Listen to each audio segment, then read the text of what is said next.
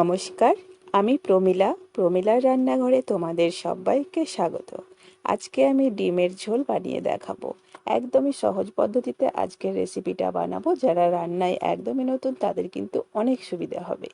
তো চলো দেরি না করে আমি ভিডিও শুরু করে দিই। আর ভিডিওটা পুরো দেখার অনুরোধ রইল। আমি কিভাবে বানাচ্ছি সম্পূর্ণ ঘরোয়া মশলায় বানাবো, আর খুব কম সময়ে তোমরা বানিয়ে নিতে পারবে।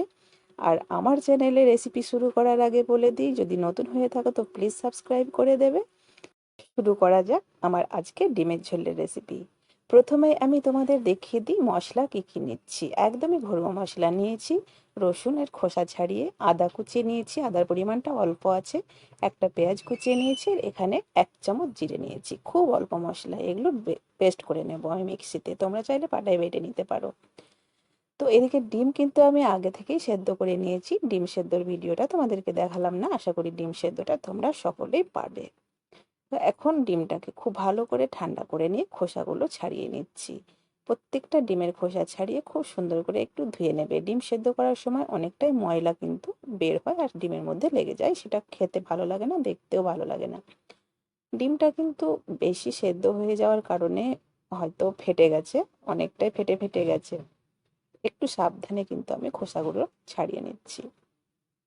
এখানে আমি 8টা ডিম নিয়েছি, 8টা ডিমেরই ঝোল বানিয়ে দেখাবো। তো দেখো সম্পূর্ণ ডিম কিন্তু আমার ছাড়া হয়ে গেছে। তো ডিমটা ফেটে গেলেও আমি কিন্তু ছুরি দিয়ে আরেকটু করে কেটে দিচ্ছি, এতে করে লবণ আর মশলা খুব ভালো করে ডিমের মধ্যে ঢুকবে। হালকা করে একটু কাট লাগিয়ে দিলেই হবে। প্রত্যেকটা ডিমে কিন্তু কাটটা লাগিয়ে নেবে। তো প্রত্যেকটা ডিম কিন্তু আমি কেটে নিয়েছি। এবার গ্যাসের মধ্যে কড়াই বসিয়ে দিলাম। কড়াইটাকে খুব ভালো করে কিন্তু আমি গরম করে নিয়েছি, আর কড়াইয়ের মধ্যে দিয়ে দিলাম সর্ষের তেল। পুরো রান্নাটা আমি কিন্তু সর্ষের তেল দিয়ে করব। তেলের মধ্যে অল্প হলুদ দিয়ে তেলটা ভালো করে গরম করে নিয়ে এবার আমি ডিমগুলো ভেজে নেব। মিডিয়াম আঁচে ডিমগুলো বেশ লালচে করে ভেজে নেব। তো সব ডিমগুলো কিন্তু আমি দিয়ে দিলাম, আরও একটু হলুদ দিয়ে ডিমটাকে এখন ভেজে নিচ্ছি। মোটামুটি কয়েক সেকেন্ড নাড়াচাড়া করলেই কিন্তু ডিম ভাজা হয়ে যায়। ডিম ভাজতে খুব একটা টাইম লাগে না। তো ডিমটা ভালো করে ভাজবে। এখন দেখো ডিমটা কিন্তু মোটামুটি হয়ে এসেছে। ডিম কিন্তু ভাজা কমপ্লিট। আমি ডিম তেল থেকে উঠিয়ে নেব। ঠিক এভাবে লাল করে ডিমটা ভেজে নেবে। এখন কিন্তু আমি ডিমটা উঠিয়ে নিচ্ছি। ওই কড়াইয়ের মধ্যে আমি রান্নাটা করে নেব। আবারও দিয়ে দিচ্ছি সর্ষের তেল। বেশ খানিকটা তেল আমি দিয়ে দিলাম। তেলটা ভালো করে গরম করে নিচ্ছি এখন। এবার আমি তেলের মধ্যে ফোড়ন দিয়ে দেব। তেজপাতা দুটো, আর একটা শুকনো লঙ্কা, আর 1/2 চামচ মতো গোটা জিরে। খুব সুন্দর করে ফোড়নটাকে এখন ভাজা ভাজা করে নেব। এবার অল্প একটু আমি হলুদ দিয়ে দেব, তার কারণ এখানে আমি একটা বড় সাইজের পেঁয়াজ কুচিয়ে নিয়েছি। পেঁয়াজটা দেব। পেঁয়াজ দিলে কিন্তু অনেক সময় তেল ছিটে আসে গায়ে, সেই কারণে হলুদটা দিলাম। তোমরা হয়তো অনেকেই জানো, আবার অনেকেই জানো না, আমি কিন্তু পেঁয়াজ দেওয়ার আগে হলুদ দিই তেলের মধ্যে। পেঁয়াজটা এখন ভাজা ভাজা করে নেব। বেশ কয়েক সেকেন্ড মিডিয়াম টু লো ফ্লেমে এই পেঁয়াজটাকে ভেজে নেবে।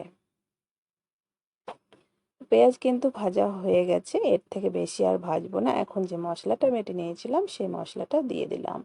একদমই ঘরোয়া মশলাই কিন্তু হতে চলেছে, কিন্তু ভীষণই টেস্টি। কি বলবো তোমাদেরকে, তোমরা না বানালে বুঝতে পারবে না। আর খুব সহজ পদ্ধতিতে কিন্তু তোমাদেরকে আমি দেখাচ্ছি।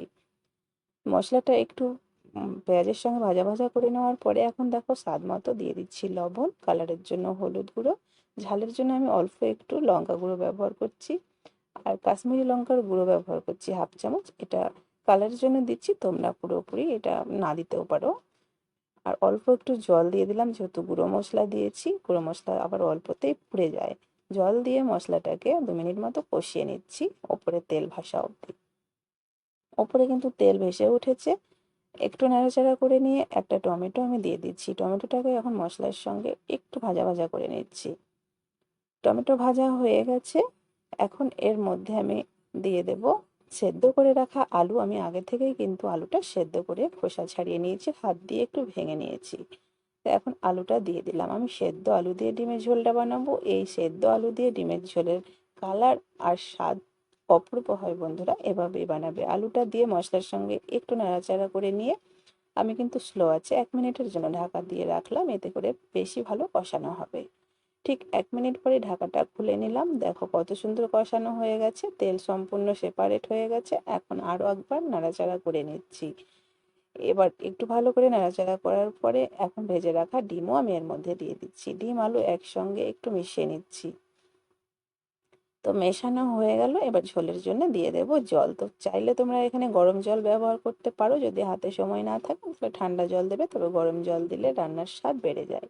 যেহেতু ডিমের ঝোল বানাবো তাই একটু বেশি পরিমাণে জল দিয়ে দিলাম। জল দিয়ে খুব ভালো করে ডিম আলুটাকে জলের মধ্যে ডুবিয়ে দিলাম।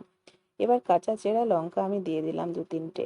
ঢাকা দিয়ে এখন ফুটিয়ে নেব হাই আছে। 1 থেকে 2 মিনিট আমি ফুটিয়ে নেব। ঠিক 2 মিনিট পরে ঢাকাটা খুলে নিচ্ছি।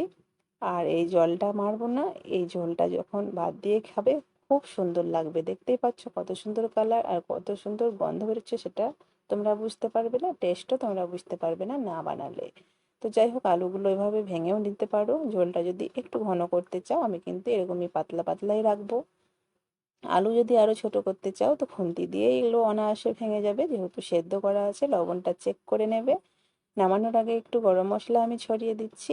গরম মশলা দিয়ে একটু নাড়াচাড়া করে গ্যাসটা অফ করে দেবো। আমার ডিমের ঝোলের রেসিপি একদমই রেডি হয়ে গেছে।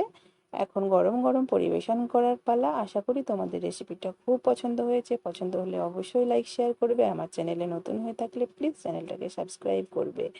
আর ডিমের ঝোলের রেসিপিটা কেমন হয়েছে কমেন্ট করে ভুলবে না জানাতে। যদি বাড়িতে বানিয়ে থাকো সেটাও কিন্তু আমাকে এসে বলবে যে আজকে বানিয়েছিলাম। এভাবে বানিয়ে দেবে, খুব সহজেই দেখতে পেলে ঘরোয়া মশলায় কত জলদি ডিমের ঝোল বানানো যায়। তো আশা করি যারা পছন্দ করে না ডিম তারাও কিন্তু এইভাবে বানালে পছন্দ করে নেবে। আর এই রেসিপিটা দিয়ে কিন্তু এক থালা ভাত খেয়ে নেবে, আর কোনো সবজি বা কিছুই লাগবে না।